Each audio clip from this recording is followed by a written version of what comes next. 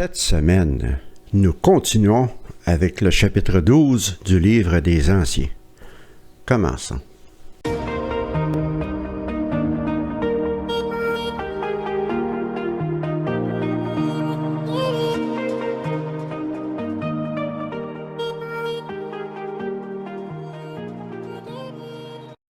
Bonjour et bienvenue à une nouvelle vidéo sur la vérité concernant Watchtower et les témoins de Jéhovah. Quel chapitre que ce chapitre 12 du Livre des Anciens!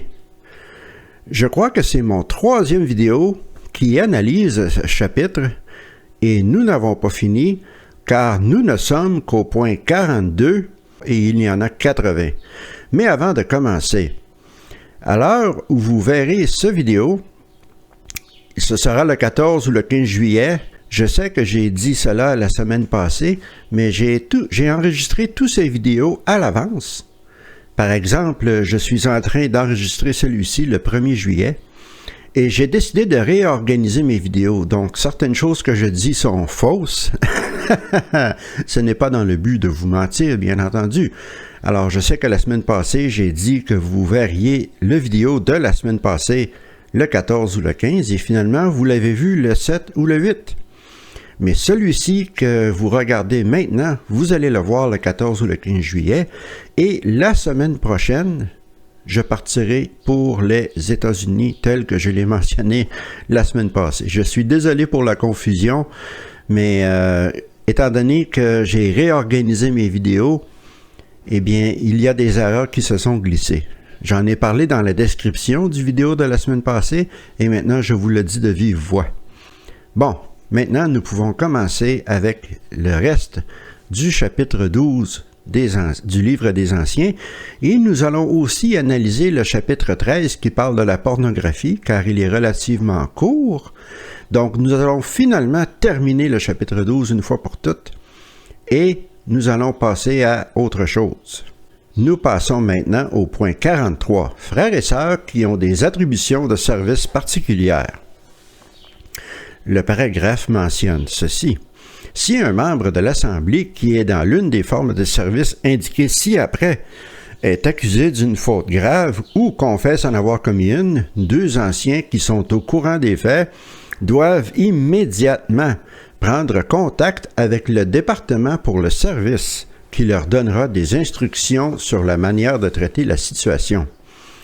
Alors, on mentionne ici les exemples, les béthélites, les volontaires au Béthel, des volontaires à la construction, serviteurs volontaires à la construction non résidents, pionniers spéciaux temporaires, serviteurs affectés aux salles d'assemblée, etc. Pourquoi faire un paragraphe sur ces gens-là en particulier? Ceci me semble quelque peu suspicieux, si on veut. Je crois qu'il y a probablement des standards différents, des barèmes différents, dépendant de où vous êtes positionné dans la hiérarchie de Watchtower. Un témoin de Jéhovah ordinaire qui commet une faute grave ou qui confesse en avoir commis une sera immédiatement passible d'un comité judiciaire. Il n'y a pas d'instruction spéciale du comité de service et peut-être que cela ira jusqu'à l'exclusion. Mais lorsque c'est quelqu'un de spécial, entre guillemets, eh bien là, il faut contacter le département de service qui leur donnera des instructions.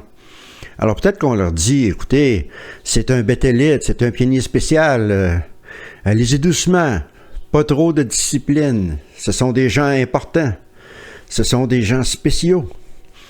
Et je crois qu'il y a des standards différents pour les témoins de Jéhovah, premièrement ordinaires et deuxièmement ceux qui sont dans des affectations particulières. Le point suivant est particulièrement intéressant pour beaucoup d'entre vous, j'en suis certain. On parle ici de personnes qui ne fréquentent plus la congrégation ou l'assemblée depuis de nombreuses années. Donc, des gens qui peut-être n'ont pas été exclus ou ne se sont pas désassociés, mais ont tout simplement disparu tranquillement, doucement. Ils ne vont plus aux réunions, ils ne vont plus à la salle d'assemblée, etc. depuis plusieurs années. Alors, que feront les anciens dans ces cas-là? Il y a plusieurs critères ici qui sont mentionnés, mais un que je trouve particulièrement intéressant, cette personne accepte-t-elle de rencontrer un comité de discipline religieuse en admettant ici qu'elle a des comptes à rendre à l'Assemblée chrétienne? Alors, si vous êtes une de ces personnes, faites très attention à comment vous répondez à certaines questions ou surtout à une invitation des anciens. N'oubliez pas que ce livre est destiné aux anciens seulement. Les témoins de Jéhovah ordinaires ne sont pas au courant que ce livre existe. Donc, si un ancien invite quelqu'un qui a tranquillement disparu de la congrégation à rencontrer quelques anciens pour parler, eh bien, si elle accepte, les anciens vont dire « Ah ah, elle a commis une faute. Maintenant, on peut vraiment prendre des mesures contre elle et possiblement l'exclure. » Tandis que si vous dites non, les anciens, ils n'ont pas vraiment ce pouvoir parce que vous n'avez rien fait qui est mal. Aussi, le point 4, cette personne entretient-elle des contacts ou s'associe-t-elle avec des membres de l'Assemblée, ce qui expose ses membres à une influence corruptrice? Encore là, il faut être prudent. Il faut faire attention avec qui on parle, avec qui on se tient, car certaines choses peuvent tomber aux oreilles des anciens et cela vous mettrait dans le trouble. Immédiatement, vous êtes une influence corruptrice sur la congrégation. Et un point que je trouve malhonnête, si on veut, au point 46. Si seuls des membres de la famille des témoins de Jéhovah sont au courant de la mauvaise conduite de leurs proches et que l'Assemblée n'a pris aucune mesure envers lui, ceux-ci, c'est-à-dire les membres de la famille, choisiront peut-être de réduire fortement leurs contacts familiaux qu'ils entretiennent avec lui ou elle parce qu'ils estimeront qu'il ou elle est une mauvaise fréquentation. Une fois de plus, je réitère que ce livre n'est disponible que pour les anciens. Donc, qui va donner l'idée aux membres de la famille de cette personne qui a disparu de la congrégation sans être exclu ou sans se désassocier qu'il faudrait réduire fortement les contacts familiaux? Ce sont les anciens. C'est les anciens qui vont aller voir les membres de cette famille et qui vont leur dire un tel ou une telle, il faudrait peut-être diminuer les contacts, couper les associations avec cette personne parce qu'elle est une mauvaise influence, une mauvaise fréquentation. C'est très difficile de s'en sortir lorsque vous êtes témoin de Jéhovah, même si vous essayez de disparaître sans faire de vagues, il y a toujours quelque chose qui peut arriver. Il faut être prudent. Mais par contre, il faut dire que c'est tout de même possible de le faire. Au point 45, on mentionne « En fonction du nombre d'années d'inactivité de la personne concernée et des autres éléments notés ci-dessus, les anciens décideront peut-être de laisser l'affaire en suspens. » Alors, on va peut-être vous laisser tranquille, mais soyez prudents, faites attention à qui vous parlez et faites attention à comment vous répondez aux questions des anciens. Maintenant, le point 47, les proclamateurs non baptisés. Il y a beaucoup de viande ici. Bien entendu, lorsqu'un proclamateur non baptisé commet une faute grave, d'après Watchtower, il ne peut pas y avoir de comité de discipline religieuse car justement cette personne n'est pas baptisée. Mais il y a tout de même des procédures. Entre autres, point 48, si la personne est repentante, les anciens désignés estimeront peut-être nécessaire de lui imposer certaines restrictions.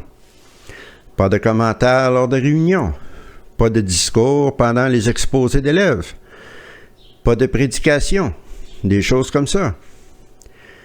Donc, c'est encore des disciplines.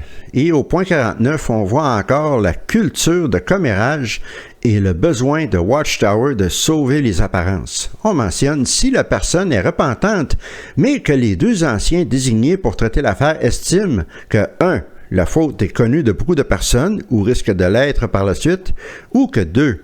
L'Assemblée doit se montrer prudente avec cette personne. Le coordinateur du collège prévoira que l'ancien lise cette annonce lors de la réunion de service qui suit.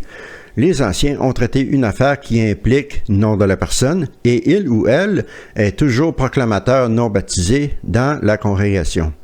Alors, un peu d'humiliation publique, un peu de honte à cette personne devant tous les autres membres de la congrégation seulement parce que la faute est connue de beaucoup de personnes. Manque d'amour, manque de compassion. Et le point 52 est particulièrement dégueulasse. Il est choquant, il est enrageant. Je vais vous le lire. Si les anciens constatent que cette personne est une menace pour le troupeau, ils peuvent mettre en garde en privé les personnes en situation de danger. Par exemple, il se peut que malgré l'annonce faite, le transgresseur continue de rechercher la compagnie des jeunes de l'Assemblée. Dans ce cas, les anciens s'entretiendront en privé avec les parents de ceux qui sont en situation de danger et peut-être avec les jeunes également. Alors, bien qu'on ne le mentionne pas ouvertement, il est évident ici qu'on parle d'abus sexuels sur les enfants. C'est clair, net et précis. Une menace pour le troupeau, la recherche de la compagnie des jeunes, etc. Parler avec les parents. Alors, au lieu d'avertir la police, d'avertir les autorités, de livrer cette personne aux autorités pour qu'il y ait enquête des autorités policières sur ce crime, car c'est un crime, on ne va qu'avertir en privé les personnes en situation de danger. C'est aberrant, c'est criminel, c'est un outrage à la décence et je trouve ce paragraphe insultant. Le point suivant, si une faute grave a été commise il y a plusieurs années. J'en ai déjà parlé un petit peu dans des vidéos précédentes sur le livre des Anciens, mais ici, il y a un petit peu plus de détails. Au point 56, on mentionne, en fonction des circonstances, il conviendra peut-être de former un comité de discipline religieuse si une faute grave a été commise il y a plusieurs années. Cela dit, si la faute a été commise il y a plus que quelques années, et que la personne concernée manifeste un repentir sincère, reconnaissant qu'elle aurait dû faire immédiatement la démarche d'avouer son péché, il suffira peut-être que deux anciens lui donnent des conseils appropriés. En d'autres mots, il vaut mieux pour vous de maintenir le silence, de cacher votre faute, d'attendre plusieurs années avant même, et peut-être même de ne jamais en parler. Mais si cela vient aux oreilles des anciens plusieurs années plus tard, vous ne serez probablement pas éligible, entre guillemets, à un comité de discipline religieuse. Alors pourquoi est-ce que ce paragraphe est révélateur? Eh bien, pour la simple et bonne raison que les témoins de Jéhovah ordinaires, et je le répète, ne savent même pas que ce livre existe pour la plupart d'entre eux. Ils ne connaissent pas ces entourloupettes, ils ne connaissent pas ces passe-droits.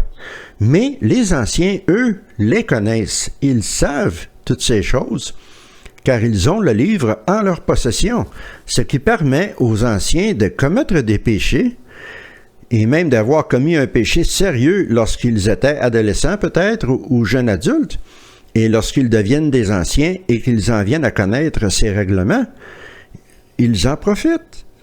Ou même de commettre un péché pendant qu'ils sont anciens, en sachant parfaitement bien que s'ils maintiennent la chose cachée et n'en parlent pas pendant plusieurs années, mettons 10 ans, eh bien, ils ne seront pas vraiment disciplinés. C'est une honte et c'est un standard double. Ce sont des doubles mesures pour les personnes différentes. Au point 57, on voit encore une fois la culture de commérage à l'œuvre et l'importance des apparences malgré ce que Mark Sanderson a essayé de nous faire croire pendant son petit discours à Warwick l'autre jour. Voici ce qui est écrit. On mentionne les critères qui vont être utilisés pour décider si on va établir un comité de discipline religieuse pour quelqu'un qui a commis un péché il y a plusieurs années. Et le point 2, combien de personnes sont au courant des faits? Encore une fois, le commérage. Qu'est-ce que ça peut faire, le nombre de personnes qui sont au courant des faits? Cela ne devrait avoir aucune influence sur la décision qui devrait être prise.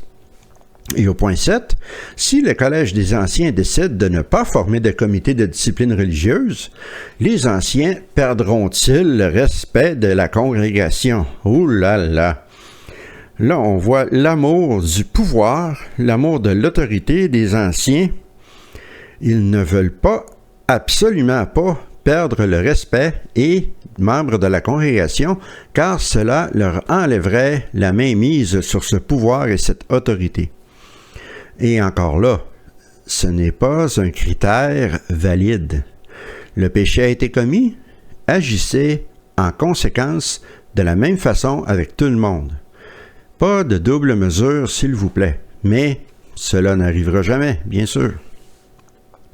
Au point suivant, on retourne avec l'obsession de Watchtower sur tout ce qui a rapport au sexe.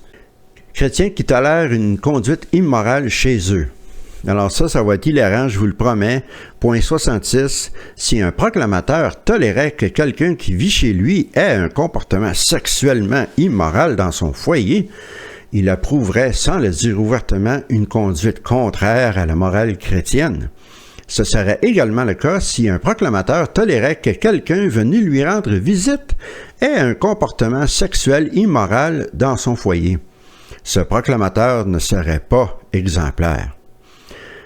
Alors, qu'est-ce qu'on est supposé faire? Les témoins de Jéhovah ordinaires sont supposés devenir la police de la moralité. Ils sont supposés surveiller tous ceux qui viennent chez eux, soit pour les visiter ou pour vivre chez eux temporairement. Ne faites pas d'immoralité sexuelle. Alors, on va se cacher dans la chambre à coucher pour surveiller ces gens. C'est incroyable.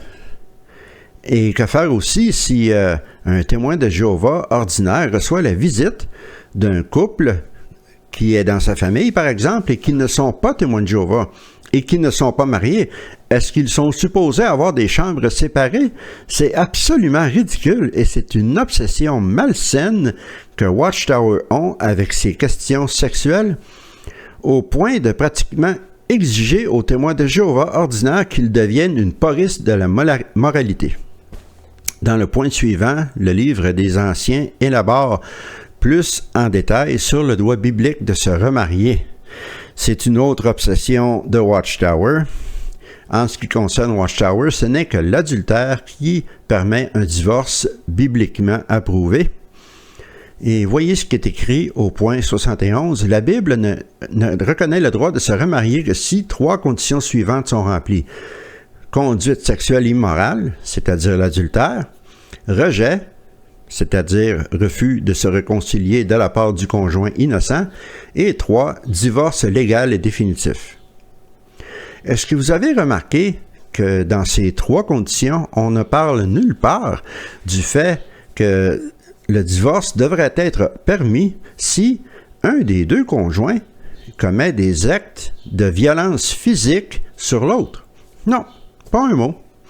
Donc, une femme qui se fait battre, un homme qui se fait battre, doivent rester dans un mariage indéfiniment et souffrir parce qu'ils n'ont pas le droit de se divorcer bibliquement. Et s'ils le font, ils seront traînés devant un comité judiciaire qui va encore augmenter leur souffrance et leur douleur. C'est révoltant. Le paragraphe que je viens de lire parlait de rejet. Eh bien, regardez ce qui est écrit au point 75. Les faits suivants correspondent à un rejet de la part du conjoint innocent. Et au point numéro 3, le conjoint innocent a exprimé oralement son pardon et ne demande pas le divorce, mais il ou elle refuse, pendant une période très prolongée, 1 an ou voire plusieurs années, d'avoir à nouveau des relations sexuelles. Alors ceci serait considéré comme un rejet, un exemple de rejet. Mais moi, ce qui me dépasse, c'est à quel point les anciens doivent se fourrer le nez, à quel point ils doivent creuser profondément dans la vie privée sexuelle des gens pour savoir ce genre d'informations, pour être au courant de ce genre d'informations. C'est absolument ridicule, c'est absurde. On voit encore l'obsession de Watchtower avec le sexe, tandis que des crimes, des vrais crimes comme le vol, la fraude, sont mentionnés dans le livre des Anciens, mais seulement quelques lignes ou quelques petits paragraphes, et ensuite, on n'en parle plus du tout. Mais les questions sexuelles, qui la plupart du temps impliquent des adultes consentants, qui sont dans leur vie privée, eh bien, tout cela, il y a des pages et des pages là-dessus, des chapitres complets consacrés à ce genre de choses. C'est un manque d'équilibre flagrant de la part de Watchtower. Obsession malsaine sur le sexe. Et imaginez un peu la situation suivante. Un couple marié de témoins de Jéhovah ordinaire, un des deux commet l'adultère, le conjoint innocent le pardonne et résume des relations sexuelles avec, mais un peu plus tard se dit « Non, je ne suis pas capable de passer par-dessus, je n'aurais pas dû rester dans ce mariage, mais maintenant, je vais demander un divorce. » Mais il est trop tard. Parce que d'après ce point, si les relations sexuelles ont repris, eh bien, le divorce ne peut plus être autorisé. C'est fini. Votre occasion, si on veut, est passée. Et c'est tellement arbitraire, c'est tellement fabriqué, c'est au hasard, ce sont des fabrications humaines. Et ce sont des règlements qui sont conçus pour le contrôle absolu, le contrôle microscopique des témoins de Jéhovah ordinaires. Au point suivant, on mentionne comment noter les indisciplinés. Le point 76 mentionne « Il est parfois nécessaire de noter un chrétien qui fait preuve d'un mépris flagrant pour les normes divines sans pour autant pratiquer un péché grave qui relève d'un comité de discipline religieuse. » Alors, on donne des exemples.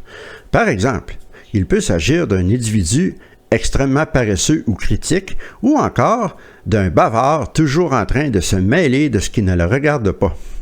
Ça me fait sourire. Ça me fait vraiment sourire parce que sous ce critère, surtout les gens qui se mêlent de ce qui ne les regarde pas, les anciens en général devraient tous être notés car ils sont toujours en train de se fourrer le nez dans les choses qui ne les regardent pas, notamment en matière de sexualité. Alors c'est vraiment ironique de lire cela dans le livre des Anciens. Et au point 77, encore une fois de plus, la culture de commérage et le souci des apparences qui frappent à nouveau. Au point 77, si la conduite indisciplinée d'un chrétien n'est pas connue des proclamateurs en général, et on le met en italique ici pour mettre plus de force sur ce point, et ne menace pas le bien-être spirituel, il est généralement préférable de traiter l'affaire en avertissant et en conseillant le chrétien concerné. Le Collège des Anciens ne décidera pas trop vite de prononcer un discours de mise en garde. Une fois de plus, qu'est-ce que ça peut faire? Je sais que je reviens souvent sur ce point, mais je veux le matraquer parce que je veux que les gens réalisent à quel point le commérage est une puissante influence dans les congrégations et aussi ce souci malsain des apparences face aux autres, que ce soit dans la congrégation ou même parmi les gens du monde, à l'extérieur, ceux qui ne sont pas témoins de Jéhovah. Ces facteurs ne devraient avoir aucune influence sur comment les anciens décident de gérer ce genre de situation. C'est absolument ridicule et c'est dommageable pour les gens, c'est humiliant. On les soumet à la honte seulement parce que plusieurs personnes sont au courant de ce qu'ils ont fait. Et pour vraiment faire comprendre ce point, regardez le point 78. Par exemple, si un chrétien a une relation sentimentale avec quelqu'un qui n'est pas croyant. Plus loin, on mentionne, la décision à prendre dépendra essentiellement des circonstances, de l'état d'esprit de ce chrétien, de l'ampleur du trouble que la situation crée dans l'assemblée. Encore une fois, on prend en considération l'opinion des autres membres de la congrégation, alors que cette opinion ne devrait pas être un facteur. C'est à part du problème qu'ils ont à gérer. Ridicule. Je veux aussi mentionner en passant que ce genre de règlement renforce l'isolation des témoins de Jéhovah ordinaires du reste de la planète. Ils sont isolés à l'intérieur d'un cocon. Ils sont complètement tenus à l'écart de ce qui se passe dans le monde extérieur, entre autres parce qu'ils sont obligés de se marier seulement avec un disciple du Seigneur, comme on mentionne à la fin du paragraphe. Encore là, c'est un effort par Watchtower de contrôler leurs fidèles de façon absolue en les coupant du monde extérieur. Et finalement, nous en arrivons au dernier point de ce chapitre 12. Enfin, après 3 vidéos, c'est incroyable. Et on parle ici de tentative de suicide, et je veux souligner ici le manque de compassion, le manque d'amour et le manque de sensibilité de Watchtower. On mentionne, une tentative de suicide est parfois la conséquence d'un désespoir extrême ou d'une dépression grave.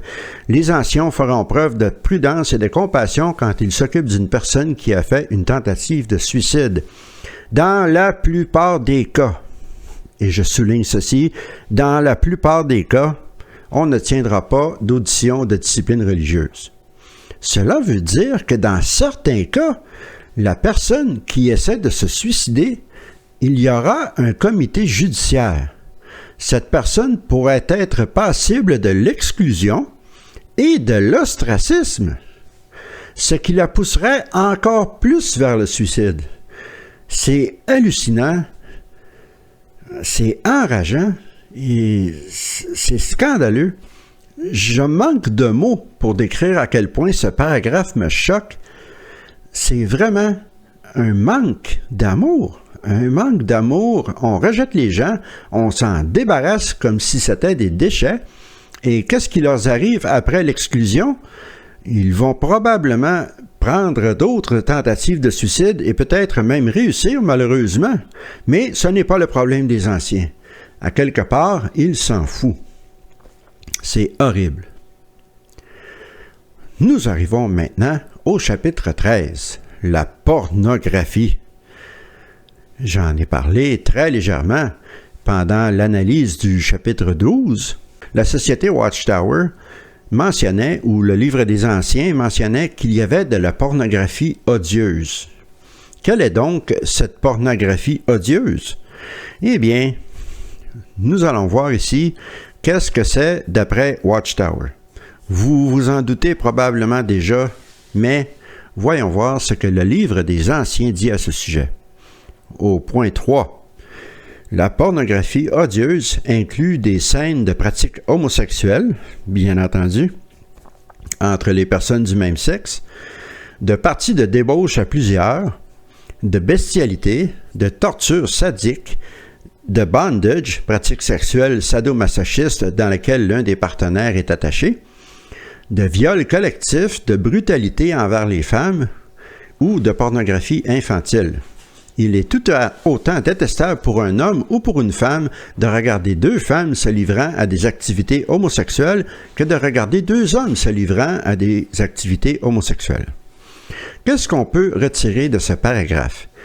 Eh bien oui, il y a certains types de pornographie qui sont vraiment odieux et tout le monde sera d'accord pour le dire. Ils sont de nature odieuse lorsqu'on parle de bestialité, de torture sadique, de viol collectif, de brutalité envers les femmes ou de pornographie infantile. Ça, je suis d'accord avec Watchtower et probablement que tous ceux qui m'écoutent seront d'accord aussi pour dire que ces pratiques sont perverties, sont dangereuses et dans bien des cas sont criminelles. Par contre, il y a certaines pratiques ou certaines vidéos comme les pratiques homosexuelles. Les parties de débauche à plusieurs, si tout le monde est consentant.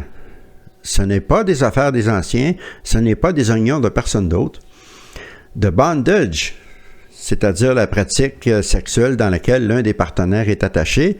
Certains aiment cela, et si les 2 partenaires sont consentants, et je répète, si les 2 partenaires sont consentants, il n'y a pas de problème avec cela.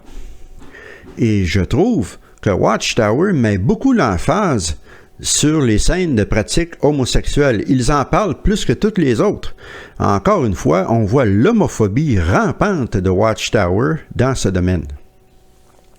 J'attire aussi l'attention sur le fait qu'il semble y avoir des standards différents dépendant du genre de pornographie qui est regardé. Pour le prouver, allons voir les points suivants. Examen de la situation d'un membre de l'Assemblée nommé à une fonction. Exemple, un ancien, un serviteur ministériel, un pionnier. Et tout de suite, on voit la question. Quel genre de scène pornographique a-t-il regardé? Et ironiquement, j'attire votre attention sur la faute d'orthographe ici. Quel genre de scène pornographique a-t-il regardé? Eh bien, regarder ne devrait pas être au féminin pluriel. Et on voit une fois de plus la culture de commérage. On mentionne ici qui d'autre est au courant du problème? A-t-il toujours le respect de ces personnes? Une fois de plus, je vous le demande, qu'est-ce que ça peut bien faire? Ceci conclut la vidéo d'aujourd'hui. Nous avons finalement passé à travers le chapitre 12. J'en suis bien heureux car il commençait à me faire mal au cœur, mais nous n'avons pas fini avec les choses horribles car le chapitre suivant, le chapitre 14, parle des abus sexuels sur enfants. Ça va être un chapitre douloureux, très intéressant, mais ça sera pour une autre fois. D'ici là, je vais vous souhaiter une bonne journée, une bonne semaine. À la prochaine.